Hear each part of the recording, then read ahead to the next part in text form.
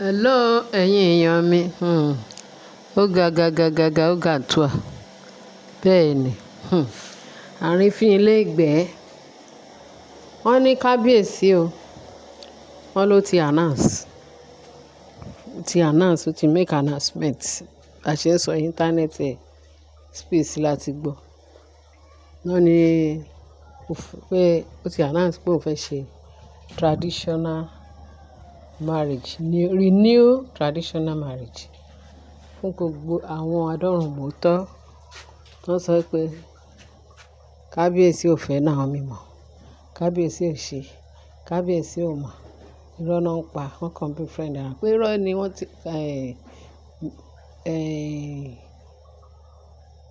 ilé oúnjẹ Naomi pé kò wá sọ ààfin mọ́ pé irọ́ ni. Pé kábíyèsí ti divorce ẹ̀.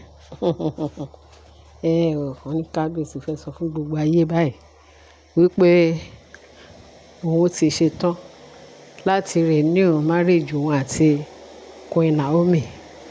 Òun dẹ̀ fẹ́ ṣe kí gbogbo kójú lè ti àwọn onísọkúsọ àti àwọn tó lérò pé òun ò fẹ́ Naomi mọ̀. Bó ti announce ẹ̀. Ìtọ́jọ́ yẹn àìtí mọ̀ bẹ́ẹ̀ tí wọ́n sọ pé ó ti announce ẹ̀ ní íńtánẹ́ẹ̀tì. Before you know it, wọ́n ní ṣe làwọn olórí. Wọ́n bẹ̀rẹ̀ sí ní protest. Wọ́n ní most especially Ashley. Wọ́n ní Ashley, òun ló gbójú gbé àlọ́ face kábíyèsí. Torí bó ṣe ń wo kábíyèsí, ó ń wo kábíyèsí pé òun àti ẹ̀ náà jọba níjọ́ kan. Pé òun ni ó dúró gẹ́gẹ́ bí ìyàwó fún kábíyèsí níjọ́ tí kábíyèsí ń ṣe ọba. Bó ti ẹ̀ jẹ́ pé ó wà pé òun jẹ́ ìyàwó kábíyèsí. Ṣé ó le tó yìí? Ó yẹ kó le tó yìí. Pé àṣẹ kábíyèsí ò gbọdọ̀ rinlẹ̀. Àfi tóun bá pàṣẹ fún kábíyèsí. Ṣùgbọ́n kábíyèsí ní láti máa jẹ́ kó mọ̀ pé kò sí nǹkan kan tí ó dámọ̀. Kábíyèsí dẹ̀ ṣẹ̀ wá ń fi àjùlọ hàn. Ṣé ìyàwó èèyàn lèèyàn máa mú lọ sí station léèní? Ìyàwó èèyàn lèèyàn máa sọ pé station wa kirikiri yá, detention yá. Kọ́kọ́ máa fi ìyàwó ẹ̀ lọ́lọ́pàá lọ́wọ́ gbogbo ìgbà. Níbo lẹ ti rí, níbo lẹ ti gbọ́ rí? Ashley yìí ni mo gbọ́ rí o. Òun dẹ̀ ni mo rí rí. Kí ọkọ máa sọ fún pé kọ́kọ́ máa fọwọ́ kan anyhow. Àwọn security wọ́n fọwọ́ bà anyhow. Àwọn agbófinró wọ́n fọwọ́ bà anyhow. Ìyẹn ìyàwó odindi ìyàwó ọba. Ṣé ẹ mọ̀ pé gbogbo immunity wọn ó ti contaminate, ayé wọn ti bàjẹ́. Ìyẹn lẹ máa fi mọ̀ pé àwọn yẹn ò ṣe ìpàǹtí náà jẹ́ ní ààfin. Ẹ jẹ́ ká fi síbẹ̀. Now, wọ́n ní ṣe Ashley bẹ́ẹ̀ sí ní pariwo yéyéyéyé. Ashley, kábíyèsí ó ní gbà. Òun ò ní gbà. Òun ò ní gbà kó wá ṣe traditional marriage again fún Naomi. Naomi ò tí ẹ lè gbé, kò tí ẹ lè ṣe é ṣe, kò lè gbé láàfin. At the end of the day, wọ́n ní bàbá parọ́pò wa gbọ́, wọ́n láriwo yẹn wá sọ pé àwọn olórí gan wọ́n sọ pé no, àwọn ò ní gbà, àwọn ò ní gbà. But ẹnu Ashley náà sọ pé ó ti pọ̀, ó le. Bí bàbá yẹn ṣe jáde, bàbá parọ́pò ní, kí ló ń ṣẹlẹ̀? Àwọn oríwo wo ló ń gbọ́? Wọ́n bá sọ ní Ashley wá ta pẹrẹpẹ. Ó sọ fún bàbá pé kábíyèsí ló ń fẹ́ Naomi ní Ṣùlọ́kà again. Pé kì í ṣe ṣojú òun. Àwọn ò ní gbà, àwọn ò ní ṣe, àwọn ò ní mọ̀. Pé kì í ṣe ṣojú òun. Kábíyèsí ń tan rẹ̀, kì í ṣe bíbà. Òun ò ní gbà. Bàbá rọ́pò wa ni ò ní gbà. Ọkọ ẹ pàṣẹ, ìwọ ní àṣẹ yẹn kò lè ṣẹ. Pé òun ò ní gbà. Wọ́n ní bí bàbá yẹn ṣe fún ní di ìfọ́tí ìlú ní ipa. Wọ́n ní ìdíwọ́ tó tẹ̀ fi ń sọ̀rọ̀ sí bàbá yẹn very insultive manner. Pé níbo kì í ṣe bí kábíyèsí bí báwo. Òun máa ṣe ṣégè fún. Wọ́n ní nǹkan tó tẹ̀ sọ sí kábíyèsí kó ti kọjá bẹ́ẹ̀. Bàbá rọ́pò wa ni ọkọ ẹ ń pàṣẹ, ó ní kábíyèsí pàṣẹ, ìwọ ní kò lè rí bẹ́ẹ̀. Wọ́n ní bàbá yẹn kàn mú iná sí ilé sí ni. Àfi wọn. Pé kí ló dé tó fi bàjẹ́ báyìí? Kí ló dé tó ní respect? Kí ló dé tó ṣe kíni? Wọ́n ní bó ṣe koríkodò fún jọ́sẹ̀ ìṣẹ́jú kan o. Bó ṣe wá bínú lọ sí chamber. Kíni ariwo yẹn lọ́lẹ̀ díẹ̀. Wọ́n ní kábíyèsí wá sọ pé bàbá òun ti pàṣẹ kò sí nǹkan tó máa yiri ẹ̀ wò. Ṣé rí nígbà tóun fẹ́ kúrò ní ibi tóun ti lọ ṣe àdúrà tóun lọ 7 days. Ó ní wọ́n kìlọ̀ fóun. Ó ní òun dẹ̀ máa mú àṣẹ yẹn ṣe. Tóun bá fẹ́ àṣẹ yẹn múlẹ̀, nǹkan tó ń sọ fún un pé àbílérí yẹn múlẹ̀ pé ó ní nǹkan tó ń sọ fóun ní shrine pé ó gbọ́dọ̀ lọ renew marriage ẹ̀ pẹ̀lú Naomi ìyàwó ẹ̀. Póun nìkan ni o pé tó bá dẹ̀ délé kó lé gbogbo àwọn tó kù dànù. Ó láti ìgbà tóun ti dé pé òun ò tí ì ráyè gbogbo wọn. Tó bẹ̀ tí tóun announce pé wọ́n ní kó ṣe dandan lòun ṣe ní òun fẹ́ ṣe traditional marriage again. Ó fẹ́ renew ẹ̀. Ó ti ṣe tàkọ́kọ́ wọ́n ní kó tún lọ tún ṣe.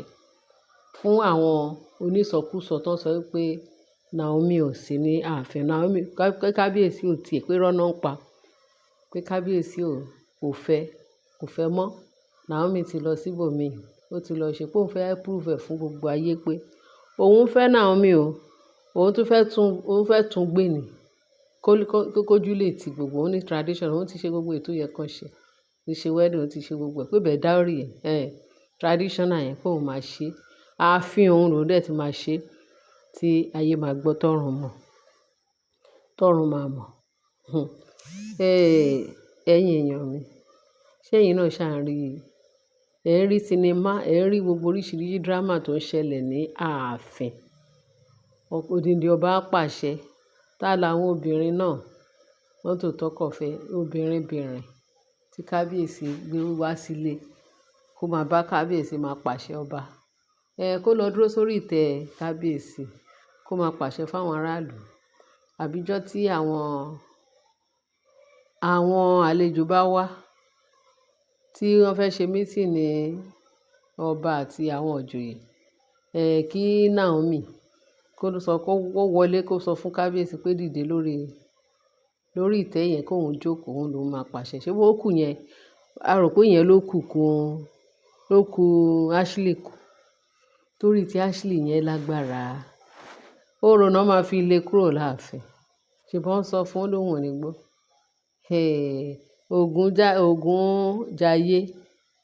Ogun jayé máa kú iṣẹ́ o.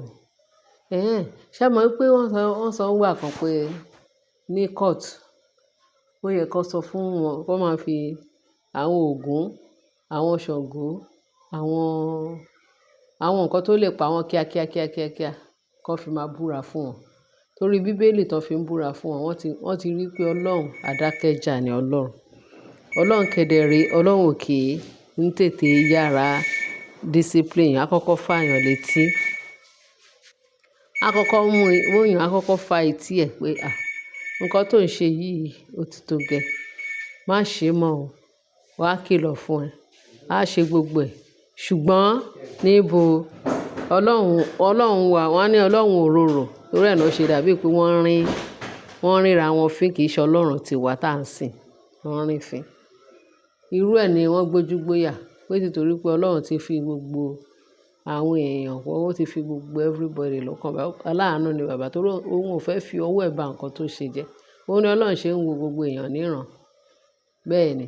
Wọ́n ní gbogbo ayé ló ti ṣẹ̀ tán sì ti kùnà ògo Ọlọ́run. Gbogbo alálẹ̀ ẹlẹ́ṣẹ̀ torí ẹ̀ ni Bíbélì tún sọ fún wa. Wọ́n ní tí Ọlọ́run bá ń sàmì ẹ̀ṣẹ̀ pé ta ló lè dúró? Kò sí. Ẹ máa wo tí àwọn oníṣẹ́ ibi, pàápàá jùlọ àwọn tí wọ́n ti ń ṣiṣẹ́ ibi o. Mi ò rí táwọn obìnrin yìí tó wà láàfin kábíyèsí. Kí ló dé? Kí ni ìtumọ̀ eléyìí torí Ọlọ́run nínú nǹkan tí kábíyèsí tí ò lè àdúpẹ́ lọ́dọ̀ Ọlọ́run. Torí ẹ̀ ni kábíyèsí ṣe lọ gbé ìgbésẹ̀ láti lọ mú irú Ògún jayé wá sáàfin.